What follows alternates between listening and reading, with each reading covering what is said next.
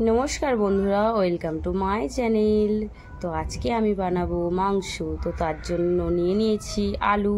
তো দেখো এখানে আলুটা কেটে নিয়েছি, এরপর আলুটা ভাজবো। চলো। তো দেখো এখানে আমি সর্ষের তেলটা ঢেলে দিলাম আলুটা ভাজবার জন্য। এখন আলুটা তুলে দিলাম কড়াই, নুন দিয়ে দিলাম আর একটু হলুদ। এবার হালকা করে নাড়াচাড়া করে নেবো। এখানে আলুটা পুরো ভাজা হয়ে গেছে, এবার আলুটা নামিয়ে নেব। আলুটা নামিয়ে নিয়েছি, এইবার কড়ায় সর্ষের তেল দিয়ে দেবো একটু। এখানে আমি দিয়ে দিচ্ছি ফোড়নে তেজপাতা, শুকনো লঙ্কা, জিরে আর গোটা গরম মশলা, মানে তোমার দারচিনি, লবঙ্গ আর এলাচ ফোড়নে দিয়ে দিয়েছি। একটু পেঁয়াজ, একটু কাঁচা লঙ্কা আর একটু ক্যাপসিকাম তুলে দিয়েছি।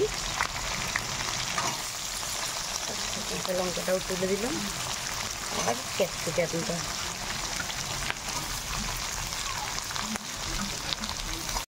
আমি মাংসের জন্য কিছু মশলা নিয়ে নিচ্ছি। এটা হলো রসুন বাটা, এটা হলো আদা বাটা, আর এটা হলো টমেটো পেস্ট, আর এটা হলো ধনে, লঙ্কা, জিরে সিলে বাটা, আর এটা নুন পরিমাণ মতো, আর এটা হলুদ গুঁড়ো পরিমাণ মতো নিয়ে নিয়েছি। আসলে কি বলো তো, সিলে বাটার মশলা আলাদাই টেস্টি লাগে রান্নাতে, তাই না? তো চলো দেখতে থাকো। পরিমাণ মতো নুনটা দিয়ে দিয়েছি। তো আমি মানে পেঁয়াজেই নুনটা দিয়ে দিই, তো পেঁয়াজটা ভাজা ভাজা ভালো হবে। আমি রসুনটা দিয়ে দিলাম। রসুনটা ভাজা ভাজা হয়ে গেলে আদাটাও দিয়ে দিলাম, আদা বাটাটাও হালকা করে নেড়ে নেব। নাড়া হয়ে গেছে, তো এখানে দিয়ে দিলাম আমি লঙ্কা বাটা, ধনে বাটা, জিরে বাটা, আর সাথে দিয়ে দিলাম টমেটো পেস্টটা, হলুদ গুঁড়ো পরিমাণ মতো।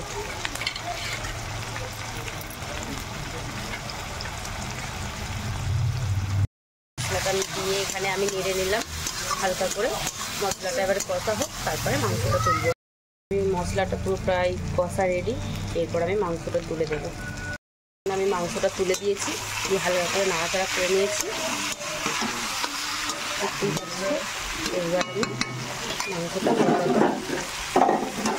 চাপা দিয়ে দেবো। ঢাকাটা খুলি, দেখি কতটা কষা হয়েছে। দেখতেই পাচ্ছ, হালকা করে নেড়ে দিই, কড়াই লেগে যাচ্ছে।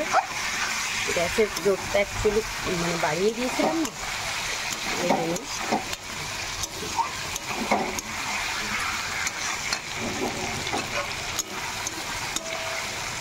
কষা হয়ে গেছে, এবার আমি আলুগুলো দিয়ে দেবো, দিয়ে জল ঢেলে দেবো।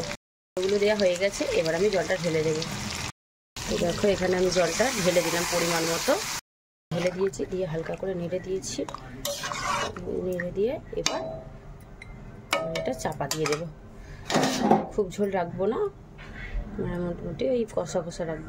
আমি চাপা দিয়ে দিলাম, ঝোলটা হয়ে যাক।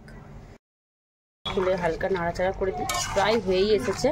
এবার নামাবার পথে আর একটু হয়ে গেলে নামিয়ে নেব। খুলে দিলাম, মাংসটা হয়ে গেছে, এইবার নামিয়ে নেব। নামাবার আগে সামান্য ধনে পাতা একটু দিয়ে দেব, একটু চিকেন মশলা দিয়ে দেবো, দেখতেই পাচ্ছ। দিয়ে হালকা নেড়ে নেব। মাংসটা নামিয়ে নিয়েছি, দেখতেই পাচ্ছ মাংসটা হয়ে গেছে, রান্না রেডি। তো আজকের ভিডিওটা কেমন লাগলো লাইক কমেন্ট করে জানিও, আর চ্যানেলটাকে সাবস্ক্রাইব করে দিও।